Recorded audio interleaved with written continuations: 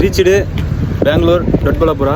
டொட்பல்லாபுரா இல்லை, இது டொட்டபல்லாபுரா ஏதோ ஒரு புறா வந்தாச்சு. சைட்டு உள்ள காலை வைக்கிறோம். சைட்டோட பேர் வந்து எலிஃபண்ட் ப்ராஜெக்ட். எலிஃபண்ட் ப்ராஜெக்ட் கிடையாது, பாஸ்கான் ப்ராஜெக்ட். பாஸ்கானில் எலிஃபண்ட் ப்ராஜெக்ட். இதில் இந்த ஷூ ஒன்று போட்டிருக்கோம்ல, அது இன்றைக்கி மட்டும்தான் பளபளப்பாக இருக்கும். இவருக்கும் பாருங்கள், எனக்கும் பாருங்கள். நாளைக்கு இந்த ஷூவை காட்டணும் பாருங்க நிலைமையை. காங்கிரீட்டு, மண், இருக்கிற சேரு எல்லாமே அழுக்கு விடும். சிவில் இன்ஜினியர் வாழ்க்கையில் ஷூ ஃபஸ்ட் டே என்றைக்கு போகிறோன்னா அன்றைக்கி மட்டும் தான் புதுசாக தெரியும். அதுக்கு அடுத்த நாள் ஃபுல்லாக, அதுக்கு அடுத்த நாள் இல்லை, அதுக்கப்புறம் எப்போவுமே அந்த புதுசாக பார்க்க முடியாது. ஜாக்கெட்டும் சரி, ஹெல்மெட்டும் சரி. இப்போ எவ்வளோ சந்தோஷமாக போகிறோமோ இதுதான் லாஸ்ட். அந்த மறந்துடக்கூடாதுன்னா அந்த வீடியோ எடுத்து நாங்கள் போடுற மாதிரியே சேவ் பண்ணிடுவோம். அதை தெரிஞ்சு பாருங்க.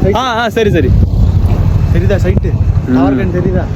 அதில் போனோம்னா உயிருக்கு உத்தரவாதம் இல்லை. உத்தரவாதமே இல்லாத இடத்துக்கு தான் வந்திருக்கோம்.